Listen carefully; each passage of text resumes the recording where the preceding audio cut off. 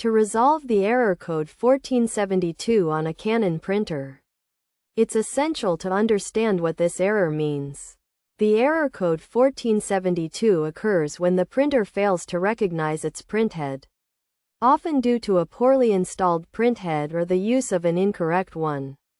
To fix this issue, several solutions can be employed. One approach is to reinstall the printhead.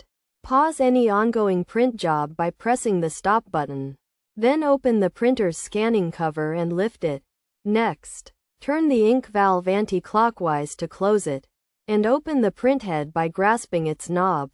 Remove both the color and black printheads, and then reinstall them in their correct holders. Secure the locking cover by pressing it until it clicks into place, and press each joint button firmly. Finally, turn the ink valve clockwise to open it, and gently close the printer's scanning cover.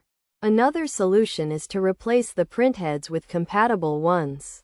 To do this, identify the appropriate printheads for the printer, purchase them from a stationery store, and follow the same steps used to remove the old printheads, installing the new ones instead. By following these steps, the error code 1472 can be effectively resolved.